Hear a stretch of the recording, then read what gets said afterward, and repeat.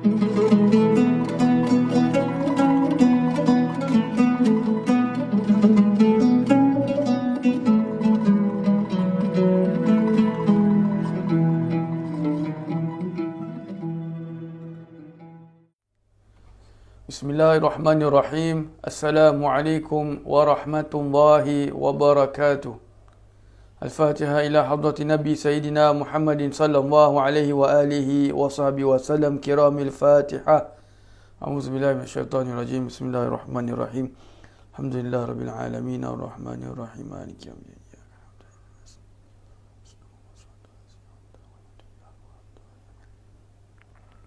Bismillahirrahmanirrahim. Alhamdulillahi rabbil alamin. Alhamdulillahillazi hadana lihaza wa ma kunna linahtadiya laula an hadana Allah. Ashhadu an la ilaha illallah wahdahu la sharika lah wa ashhadu anna sayyidana Muhammadan abduhu wa rasuluh. Allahumma salli wa sallim ala sayyidina Muhammadin miftahi babi rahmatillah adada ma fi ilmillah. Salatan wa salaman daimaini bidawami mulkillah wa ala alihi wa sahbihi adada kulli dharratin alfa marrah. Subhanaka la ilma lana illa ma 'allamtana innaka antal alimul hakim. Rabbi shrah li sadri wa yassir li amri wahlul 'uqdatam min lisani yafqahu qawli. Astaghfirullahal azim allazi la ilaha illa huwal hayyul qayyum wa atubu ilaihi amma ba'du.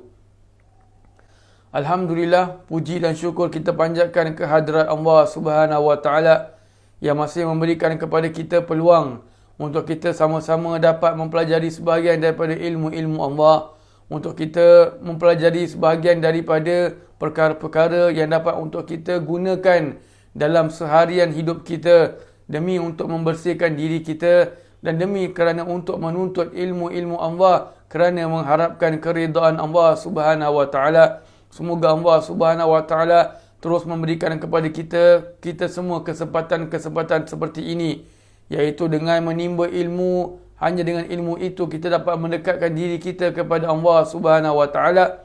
Hanya dengan ilmu itu kita dapat mengenal Allah Subhanahu wa taala, dan hanya dengan ilmu itu kita dapat mengenal bagaimana cara-cara untuk kita membersihkan diri kita daripada dosa-dosa yang besar dan juga dosa-dosa yang kecil serta maksiat-maksiat, perkara-perkara yang dapat menggelapkan hati kita.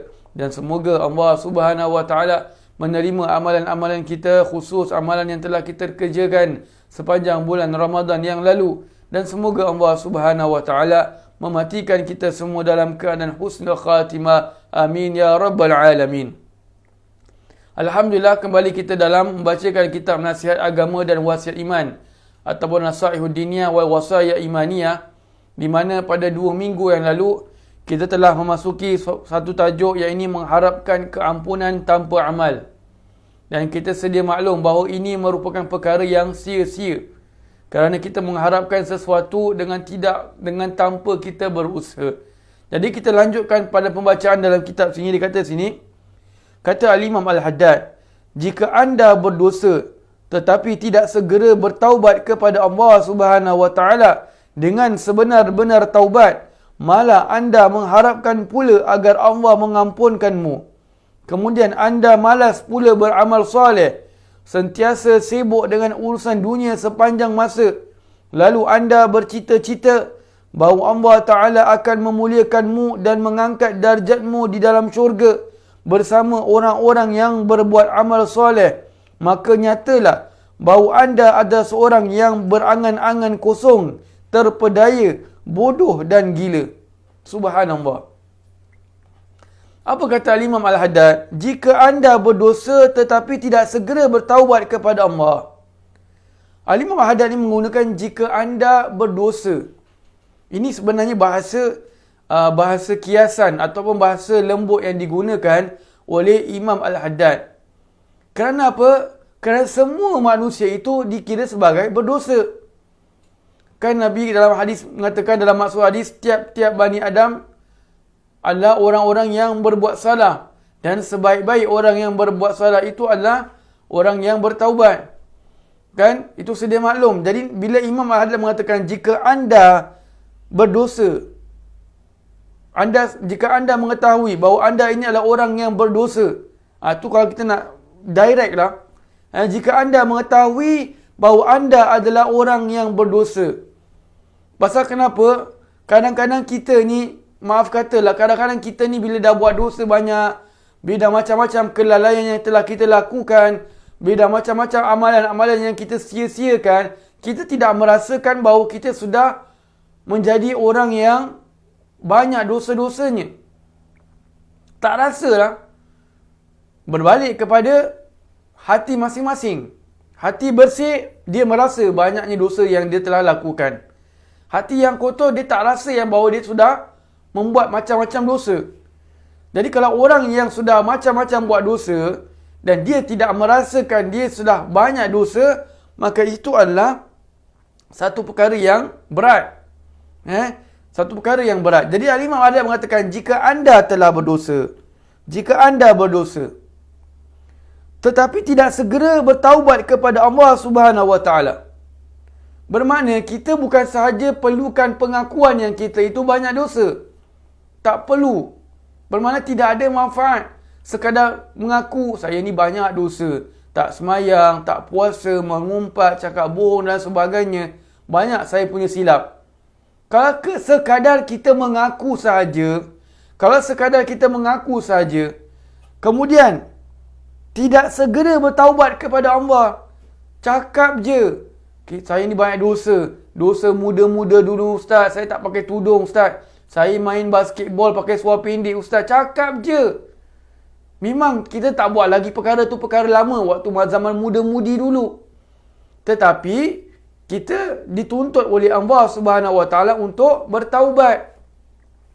Jadi kalau sekadar kita mengaku kita ada dosa, tetapi tidak segera bertaubat kepada Allah, bukan sekadar bertaubat sahaja, bertaubat dengan sebenar-benar taubat.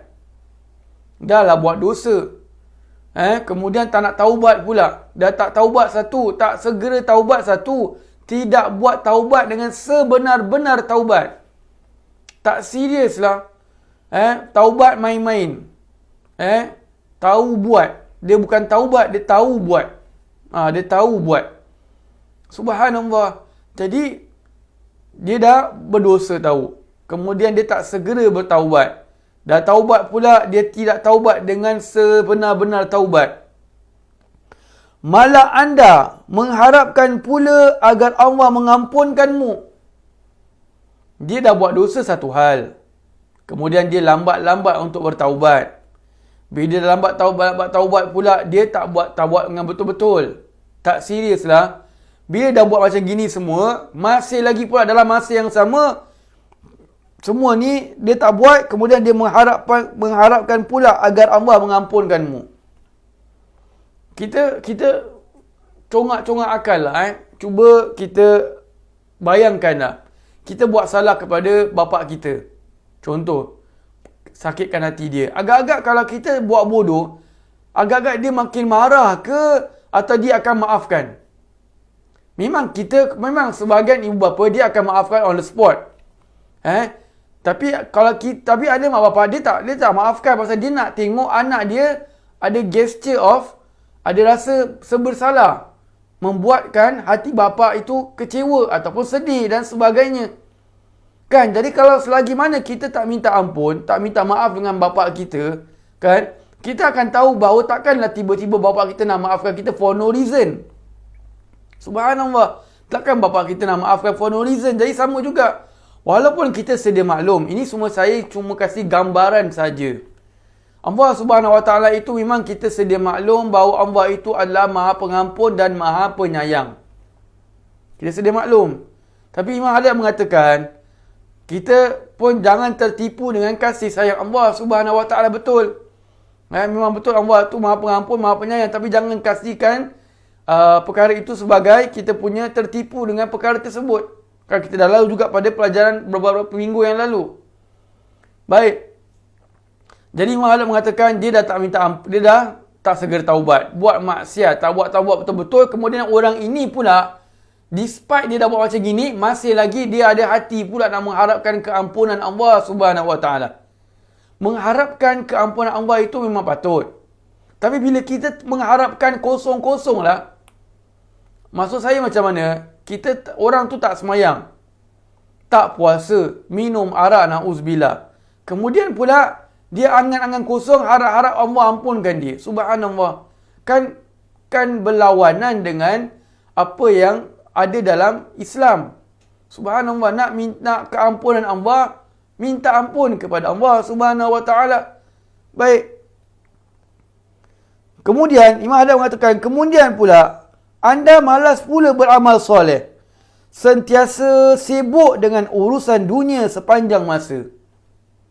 Dahlah buat dosa satu, tak taubat satu, ataupun taubat tapi tak taubat betul-betul. Kemudian pula kita leka pula dalam beramal soleh, malas nak beramal. Ajak baca Quran, nantilah, penatlah, baru balik kerja lah, nak mandi dulu semua. Nantikan lepas maghrib, nanti baru baca Quran. Baru nak baca Quran, kata tadi nak baca Quran, tiba-tiba teringat ada berita tadi belum baca. Dah baca surat khabar pula, berita pukul jam 8 malam pula, berita di Suria, tengok lagi berita. Tak cukup berita di Suria, sambung lagi berita di Channel 5. Leka ni, beramal soleh ni malas. Berat nak buat amal soleh, subhanallah. Kemudian pula, on top of that, di samping itu pula, dia sentiasa sibuk dengan urusan dunia sepanjang masa. Bermakna dia tidak ada langsung masa, dia tidak ada masa untuk dia tetapkan jam sekian, waktu sekian, aku nak ibadat kepada Allah Subhanahu wa taala. Setengah jam lepas maghrib atau 1 jam lepas maghrib adalah masa aku ibadat depan Allah Subhanahu wa taala. Jangan diganggu. Baik letak. Jadi kalau kita buat macam gini, disiplin, beritahu pada keluarga, jangan buat tak beritahu keluarga. Pasal keluarga pun juga mempunyai hak. Ini terutama kaum lelaki. Yang isteri especially kena minta izin suami. Jadi kita tahu kita nak beribadat depan Allah 1 jam. Jadi kita beritahu kepada keluarga. Awak, saya nak beramal ni 1 jam ni. Harap kalau boleh jangan ganggu saya untuk sementara waktu ni. Kita adakan masa. Tapi masalahnya sekarang, sentiasa sibuk dengan urusan dunia sepanjang masa. Dah lah tak malas nak beramal. Minta ampun pun susah. Selalu buat dosa. Sibuk dengan dunia je. Balik rumah fikir kerja. Sampai nak tidur pun fikir pasal kerja. Fikir pasal bisnes, fikir pasal duit. Sibuk dengan perkara-perkara dunia yang langsung dunia itu tidak membantunya kepada urusan akhirat. Kalau tujuannya itu memang untuk akhirat, dia fikirkan bisnesnya kerana selalu dia memikirkan keuntungan itu untuk diberikan, untuk diinfakkan kepada badan-badan atau orang-orang yang memerlukan. Itu dah lain perkara. Tapi sekarang ni solely dunia saja diingat. Subhanallah. Lalu anda bercita-cita bahawa Allah Ta'ala akan memuliakanmu dan mengangkat darjatmu di dalam syurga bersama orang-orang yang berbuat amal soleh. Dalam buat maksiat, taubat pun lambat. Dah taubat pula tak serius. Kemudian amal soleh pula malas nak buat. Leka, lalai. Nanti menangguh-nangguhkan amal soleh. Kemudian pula kita sibuk dengan urusan dunia sepanjang masa. Langsung tak ada masa dengan Allah Subhanahu wa taala. Dah buat macam-macam pula, ada pula hati. Ada pula bercita-cita nanti aku akan masuk syurga, nanti Allah akan naikkan darjat aku. Nanti Allah akan memuliakan aku dan angkat darjat aku dan di dalam syurga, dan Allah akan kumpulkan aku bersama orang-orang yang berbuat amal soleh. Subhanallah. Ini orang yang tertipu. Subhanallah. Kita bayangkan kita ni hidup kat dunia ni zaman sekarang lah. Tak payah pergi jauh. Kita comparekan yang dengar suara saya ni. Kita comparekan diri kita dengan Habib Noor. Atau kita dekat sikit dengan almarhum Syekh Umar bin Abdullah Al-Khatib. Rahimahumullah ta'ala. Compare kita dengan mereka. Kita dengan keadaan dunia kita. Sibuk pergi kerja. Tak salah pergi kerja cari nafkah tu perkara yang wajib. Tapi bila balik, langsung tak ada masa dengan Allah. Tasbih pun jarang pegang, Quran pun jarang buka, sembahyang sunat pun jarang tambah, sembahyang sunat tasbih, sembahyang duha, sembahyang witir, semua kita sia-siakan. Dengan kelalaian kita, bangun pagi, kita sembahyang subuh aja, qabliyah pun kita tak buat, wirid lepas subuh pun tak baca, duha jangan cakap lagi. Kemudian terus sarapan, keluar rumah. Balik pun begitu juga. Tak ada langsung kita tetapkan masa kita dengan Allah Subhanahu Wa Taala. Comparekan kita punya lifestyle macam gitu. Comparekan kita punya cara hidup macam gitu dengan almarhum Syekh Umar Al-Khatib. Ni orang yang dekat ni. Yang mungkin ada yang mendengar soal saya ni pernah jumpa beliau. Bagaimana dia punya mujahadah, usaha beliau, bagaimana bacaan Al-Qurannya itu. Terus menerus khatam dalam sembahyangnya Al-Quran, bagaimana semangatnya itu dalam menyebarkan ilmu. Kita nampak orang-orang macam gini, adakah kita nanti masuk syurga akan ditempatkan bersama dengan mereka? Kalau kita andai kata ditempatkan bersama mereka, kan macam tak adil. Almarhum Syekh Umar Khatib dengan usahanya, dengan amalnya, dengan takwanya, dengan kewaliannya itu sampai kepada darjat yang tinggi dalam syurga. Kita pula angan-angan dengan hidup dengan Facebook, kan salah lah ni. Dengan itu, dengan ini, apa sahaja, dengan macam-macam lah dunia kita ni. Kita pula ada hati, kita nanti akan sampai masuk syurga ni sama standard dengan Syekh Umar Khatib. Subhanallah, ni masuk Imam Haddad sini. Amal sikit, cita-cita banyak, dosa banyak, minta ampun kurang. Lepas tu harap sama dengan macam Syekh Umar Al-Khatib. Sama macam Al-Habib Nur bin Muhammad Al-Habsyi. Subhanallah. Kata Imam Haddad apa? Maka nyatalah bahawa anda adalah seorang yang berangan-angan kosong. Confirm. Imam Haddad mengatakan, nyatalah, confirm lah bahawa anda adalah orang yang berangan-angan kosong. Berangan je. Nanti besok aku dalam syurga, nanti aku sama syurga dengan Syekh Umar Khatib. Aku sama syurga dengan Imam Al-Haddad. Sampai to the extent berangan. Ni namanya berangan. Angan-angan kosong. Terpedaya, bodoh dan gila. La ilaha illallah. Imam Haddad sampai cakap macam gitu sekali. Kenapa? Pasal ini orang-orang yang terpedaya. Terpedaya apa? Terpedaya dengan keluasan rahmat Allah Subhanahu Wa Taala. Memang rahmat Allah itu luas. Memang pengampunan Allah itu luas, tapi bukanlah bermakna kita akan terpedaya terus dengan keluasan rahmat yang Allah berikan kepada orang-orang yang beriman khususnya. Baik, jadi sebab tu Imam Haddad mengatakan kalau kita dah buat macam gitu, amal kurang, malas pula, malas taubat, dosa pula banyak. Kemudian kita pula berangan-angan kita akan sama darjat dengan para wali-wali Allah, sama darjat dengan orang-orang soleh yang hidup mereka itu berlawanan dengan hawa nafsu mereka. Takkan kita ni nak berangan-angan nanti sama standard dengan Imam Hanafi rahimahullah ta'ala. Imam Hanafi tu, kalau kita nak cakap lah kita ni sama, fikir balik Imam Hanafi punya amalan macam mana. Contoh yang kita sedia maklum, Imam Hanafi semayang isyak, semayang subuh dengan wudu isyak selama 30 tahun. Subhanallah. Semayang subuh dengan wudu isyak. Bermakna terus menerus, terus menerus beramal. Subhanallah. Kita pula ada hati pula nanti kita akan dibangkitkan, akan diangkat darjat macam darjatnya Imam Hanafi. Subhanallah. Nampak tak kita punya terpedaya? Lepas tu kata Imam Al-Ghazali rahimahullah ta'ala dalam kitab Bidayah kata silap saya, orang yang mengharapkan keampunan, orang yang mengharapkan syurga tanpa beramal, orang yang mengharapkan keampunan tanpa bertaubat, umpama orang yang mengharapkan hasil daripada tanamannya, tapi dia sendiri tak menanam dia punya benih. Duduk dekat tempat baja tu, duduk dekat tempat sawah tu, harap nanti tumbuh beras, tapi tak tanam pun. Kan nampak dia punya kebiolan dia, kebodohan dia, keterpedayaan dia tu. Sambung kata Imam Ghazali apa, dan umpama lagi orang yang mengharapkan keampunan tanpa bertaubat kepada Allah Subhanahu Wa Taala adalah umpama orang yang mengharapkan kekayaan tapi tidak bekerja. Mengharapkan kekayaan tapi tidak berusaha. Duduk rumah aja kemudian mengharap nanti akan jadi kaya. Nampak? Ini perumpamaan ni untuk kita membuka minda kita. Adakah benda tu boleh berlaku ataupun tidak? Duduk rumah aja kemudian kita harap, kemudian kita rasa nanti kita akan jadi kaya. Dengan apa? Dengan duduk rumah saja. Kan nampak? Perkara itu adalah mustahil. Macam mana nak datang rezeki?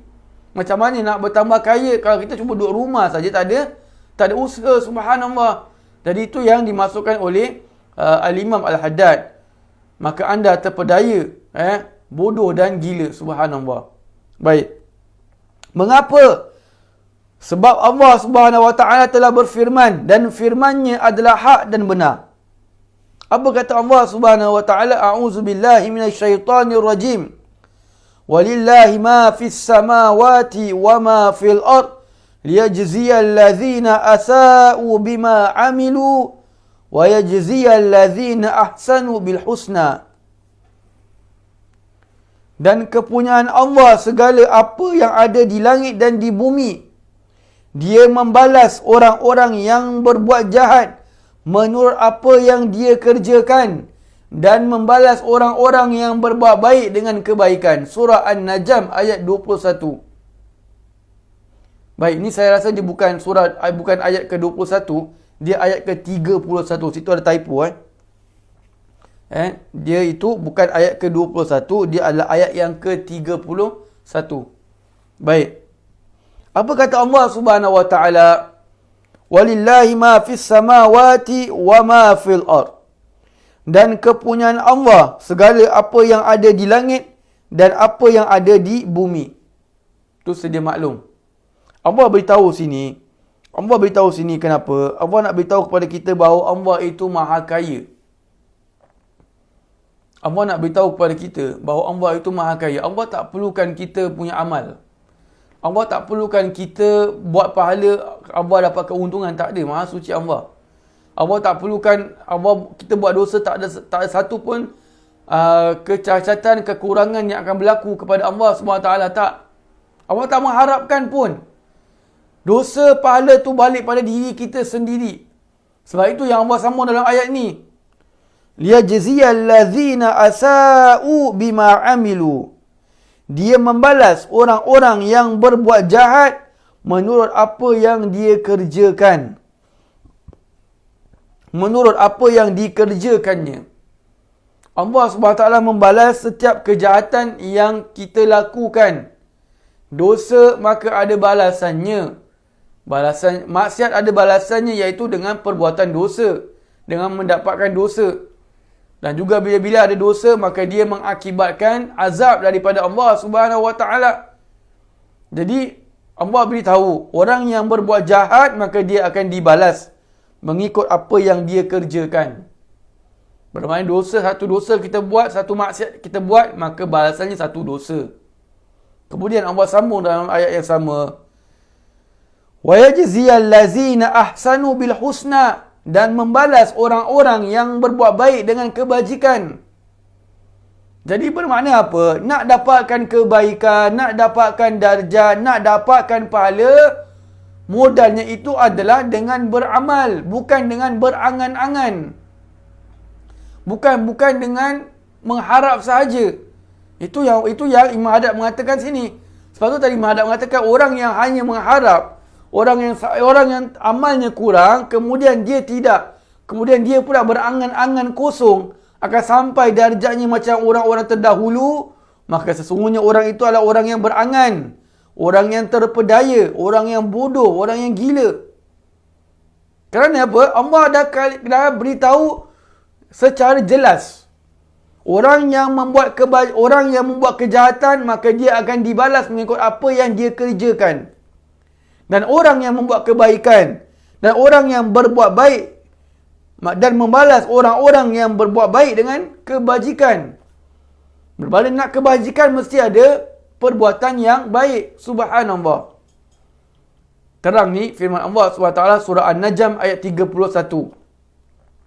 Kemudian Allah SWT mensifatkan orang-orang yang berbuat baik dengan firman-Nya yang berikut. allazina yajtanibuna kaba'iral ithmi wal fawahisha illa lamam inna rabbaka wasi'ul maghfirah. Orang-orang yang menjauhi, orang-orang yang menjauhi dosa besar dan perbuatan keji, melainkan dosa kecil, sesungguhnya Tuhanmu amat luas pengampunannya. Surah An-Najm ayat 32. Jadi Al-Imam Haddad membawakan ayat selepas surah An-Najm tadi yang kita baca tadi. Kenapa ayat yang baru dibacakan ini adalah menyifatkan, memberitahu sifat orang-orang yang membuat kebaikan itu siapa? Siapakah orang-orang yang membuat baik? Allah kata, dan membalas liyajziyal wa yajziyal lazina ahsanu bil husna, dan membalas orang-orang yang berbuat baik dengan kebajikan. Siapa tu orang-orang yang berbuat baik? Tu demi question mark. Siapakah orang-orang yang dikira telah berbuat baik? Maka itu yang Allah sambung pada ayat yang berikutnya. Allazina yajtanibuna kaba'iral ithmi. Orang-orang yang menjauhi dosa-dosa besar. Kaba'ir bermakna dosa-dosa besar. Allah Subhanahu Wa Ta'ala, kalau kita renungkan ayat ini, Allah gunakan allazina yajtanibuna. Yajtanibuna ini adalah fi'il mudhari'. Bila kata fi'il mudhari' bermakna dia present continuous. Bermakna dia bukan orang-orang yang menjauhi dosa besar sahaja. Bahkan dia adalah orang-orang yang selalu, yang sering menjauhi dirinya daripada melakukan dosa-dosa yang besar. Subhanallah. Itu yang Allah kata ni. Siapakah orang-orang yang berbuat baik? Adalah orang-orang yang selalu, yang sering menjauhkan dirinya dari membuat perbuatan dosa-dosa yang besar. Allah tak kata yang menjauhi, tapi Allah tak kata ijtanabu. Allah kata yajtanibuna. Selalu, continuous, selalu memelihara dirinya, menjauhkan dirinya daripada melakukan dosa-dosa yang besar. Subhanallah. Jadi itu dia punya first punya sifat yang pertama. Allazina yajtanibuna kaba'iral ismi, orang-orang yang menjauhi, orang-orang yang sering menjauhi perbuatan dosa besar. Continuous, selalu menjauhi perbuatan dosa besar. Wal fawahisha, dan perbuatan keji. Sekarang ni timbul soalan, apa beza dosa besar dengan perbuatan keji? Apa beza dosa besar dan perbuatan keji? Dekat sini dia ada beberapa perkara, ada perselisihan di antara para ulama. Apa perselisihan dia? Para ulama membezakan antara fawahisha dan juga al-ithmi, dosa dan juga perbuatan keji. Kenapa? Kerana dosa dan perbuatan keji itu dua-dua dikira sebagai dosa. Tapi kenapa ada dua-dua macam? Nak beritahu kepada kita, bila kata dosa, bermakna dosa tu isaf itu adalah dosa. Wal fawahisha, sifat dosa tersebut adalah keji. Jadi Allah nak bilang pada kita, tidak ada dosa yang dipandang sebagai perkara yang mulia. Tak ada. Semua dosa-dosa adalah dosa itu dipandang keji oleh Allah Subhanahu Wa Ta'ala. Walaupun seluruh dunia memandang ia baik. Walaupun seluruh dunia, seluruh umat manusia memandang dosa itu baik, maka tetap di sisi Allah itu adalah suatu perkara yang keji. Jadi Allah beritahu kepada kita, orang-orang yang berbuat baik adalah orang-orang yang menjauhkan dirinya daripada dosa-dosa besar dan perbuatan keji. Dan juga ada ulama mengatakan, bila kata dosa besar itu adalah perkara yang zahir.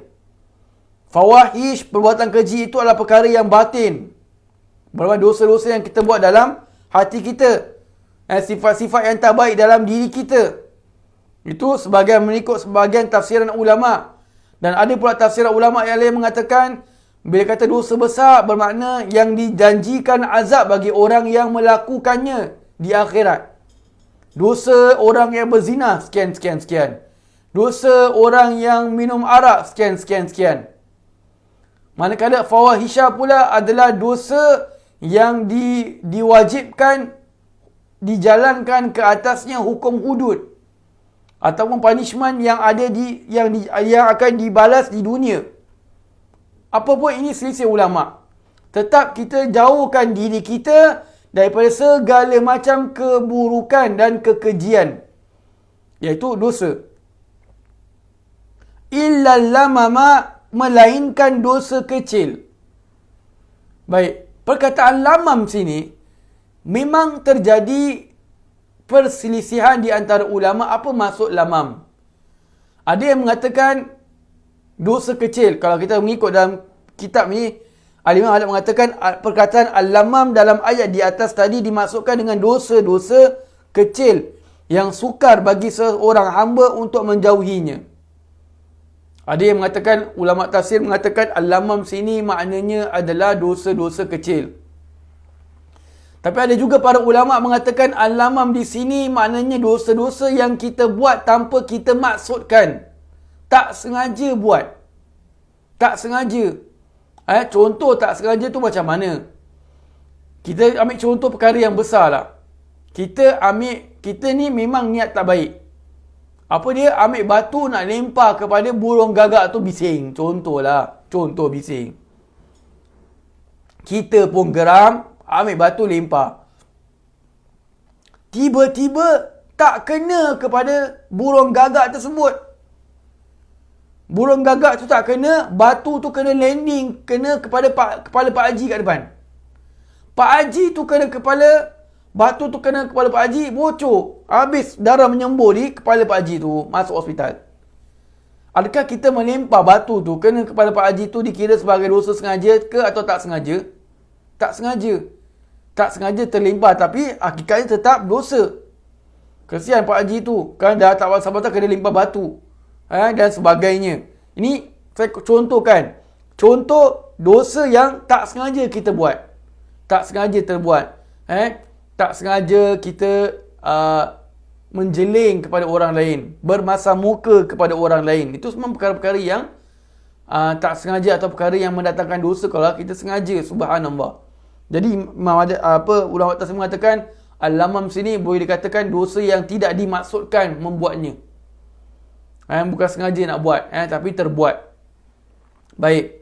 Jadi, orang-orang yang berbuat baik itu adalah orang-orang yang yang sering menjauhi perbuatan-perbuatan dosa-dosa besar dan kekejian, kecuali al-lamam, dosa-dosa kecil. Kenapa Allah kata al-lamam sini, kecuali al-lamam, bermakna dia tidak menjauhi dosa kecil, kerana kebanyakan manusia susah nak lepas daripada dosa-dosa yang kecil. Tak sengaja buat ni susah nak lepas. Jadi sebab tu Allah mengatakan illa lamam, al-lamam itu dosa-dosa kecil kalau mengikut apa yang dibawakan oleh Al-Imam Haddad. Dan kemudian Allah mengatakan inna rabbaka wasi'ul maghfirah, sesungguhnya Tuhanmu amat luas pengampunannya. Bila kata Allah ini maha luas pengampunannya, adalah Allah referkan kepada dosa-dosa al-lamam ataupun dosa-dosa kecil. Bukan maknanya orang-orang yang buat dosa besar tak boleh mengharapkan keampunan Allah, tak. Orang yang membuat dosa besar memang kena mengharapkan sangka baik kepada Allah SWT. Tapi dia sendiri nak kena mulakan dengan bertaubat, sebenar-benar taubat kepada Allah SWT. Subhanallah. Baik. Kemudian dalam firman yang lain Allah SWT berfirman, am naj'alul lazina amanu wa 'amilus salihati kal mufsidina fil ard am naj'alul muttaqina kal fujjar. Adakah patut kami jadikan orang-orang yang beriman serta beramal soleh itu sama dengan orang-orang yang berbuat bencana di muka bumi, ataukah kami jadikan orang-orang yang bertakwa itu sama dengan orang-orang yang jahat? Ini Allah tanya pada kita. Apa Allah kata dalam Quran? Surah As-Sad ayat 28. Allah kata, adakah patut kami jadikan orang-orang yang beriman dan beramal soleh sama dengan orang-orang yang membuat kerosakan di atas muka bumi ini? Orang ini, dia ini adalah orang yang beramal. buat amal soleh, beramal rajin, bertakwa kepada Allah Subhanahu taala. Adakah Allah nak jadikan orang yang beramal soleh ini sama darjatnya dengan orang-orang yang membuat kerosakan di atas muka bumi ini? Siapa orang yang membuat kerosakan di muka bumi ini? Orang-orang yang melakukan dosa-dosa. Dosa besar dan juga dosa kecil. Adakah sama? Allah nak samakan orang ni dah beriman. Dah beriman dengan apa yang Allah turunkan, apa yang Allah firmankan, apa yang Nabi sabdakan, dia beriman dan dia buat. Allazina amanu amnaj'alul lazina amanu wa amilu salihat, dan melakukan amal-amal yang soleh. Sedekah, puasa, solat, bacaan, zikir dan sebagainya. Tahajud. Bukan saja dia beriman, tapi dia beramal soleh. Membuktikan keimanannya itu dengan beramal soleh. Adakah sama orang yang macam gini dengan orang yang melakukan kerosakan di atas muka bumi ini, iaitu dengan melakukan maksiat atau bertuhankan selain daripada Allah? Adakah sama? Ini Allah tanya ni pasal Allah nak beritahu kita, jangan kita duk angan-angan. Jangan kita duk angan-angan, kita merasakan bahawa kita ni tak beramal sama dengan orang yang beramal. Itu namanya kita berangan. Na'udzubillah, kalau kita masih lagi ada hati yang macam gitu, tahulah kita punya hati tu ada masalah, kena cepat-cepat berubat sebelum ajal datang menjemput. Subhanallah, la ilaha illallah, astaghfirullahal azim, allazi la ilaha illa wal hayyul qayyum wa atubu ilaih. Baik. Am naj'alul muttaqina kal fujjar, ataukah kami jadikan orang-orang yang bertakwa itu sama dengan orang-orang yang jahat? Apakah sama orang yang bertakwa itu sama dengan orang-orang yang buat jahat? Orang yang kaki maksiat itu, adakah sama darjatnya dengan orang yang bertakwa kepada Allah? Orang yang selalu siang malamnya bergulumangan dengan dosa, adakah sama dengan orang yang siang malamnya dengan Allah? Zikir, solat, takwa, puasa, sedekah, tolong-menolong, infak anak yatim, memuliakan tetamu, menghormati ibu bapa, menjaga diri dengan suami dan isteri, suami dengan isteri, menjaga akhlak. Adakah sama orang-orang yang macam gini dengan orang-orang yang sering melakukan maksiat? Ini Allah tanya kepada kita semua ni. Allah tanya ni, nak maksudnya apa? Maknanya apa? Allah Subhanahu Wa Taala itu adalah seadil-adilnya. Alaihissallahu biahkamil hakimin. Allah nak beritahu pada kita itu Allah itu adalah seadil-adilnya. Seadil-adilnya. Maknanya apa? Kalau orang yang bertakwa itu pasti Allah akan berikan balasan yang baik. Dah lama dia bertakwa pada Allah. Dah lama dia menjalani hidup sebagai orang-orang yang beriman, yang beramal soleh. Besok nanti mati, Allah pasti akan membalas dengan balasan yang baik. Subhanallah. Bermakna apa? Allah tidak akan sia-siakan orang-orang yang beramal soleh. Jadi kita andai kata na'udzubillah, kalau kita ni mengharapkan kita ni golongan orang-orang soleh dan kita pula tak beramal, sila renung ayat surah ini, surah As-Sad ayat ke-28. Surah As-Sad ayat ke-28. Subhanallah. Sama ada kat dunia ataupun akhirat. Adakah sama darjat mereka di dunia ataupun di akhirat? Kalau dunia saja tak sama, apalagi ke akhirat. La ilaha illallah, la haula wa la quwata illa billahil aliyil azim. Ini semua apa yang Al-Imam Al-Haddad cuba sampaikan kepada kita sebagai seorang penasihat. Sesuai dengan pembacaan kitab ini. Imam Haddad menasihatkan kita. Kita tidak boleh hanya beramal, kita tidak boleh hanya berangan mengharapkan keampunan, mengharapkan rahmat daripada Allah Subhanahu Wa Taala tanpa kita melakukan amal soleh. Tanpa kita menjadi orang yang bertakwa terlebih dahulu. Menjaga diri kita, menjaga keluarga kita, menjaga semua orang-orang yang kita kenal daripada melakukan maksiat semampunya. Subhanallah. Jadi inilah panduan untuk kita.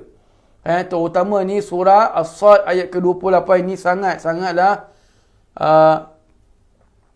sangat-sangatlah bermanfaat untuk kita renungkan. Sangat bermanfaat untuk kita apa? Untuk kita renungkan sebagai pendoman hidup kita ni.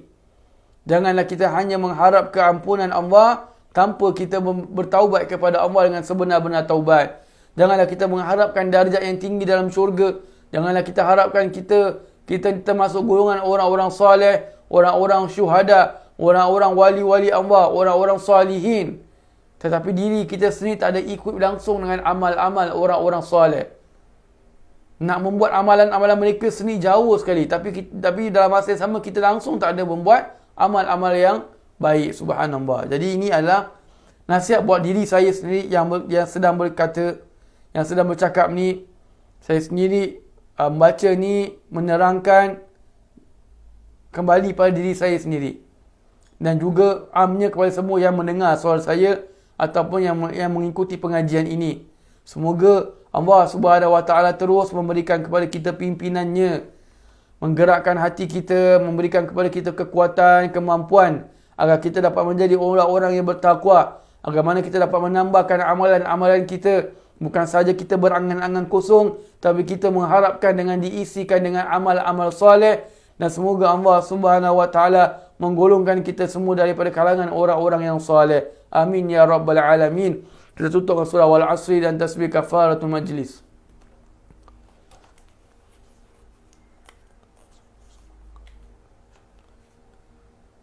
Wa sallallahu ala sayyidina Muhammadin wa ala alihi wa sahbihi wa sallam. Walhamdulillahi rabbil alamin. Assalamualaikum warahmatullahi wabarakatuh.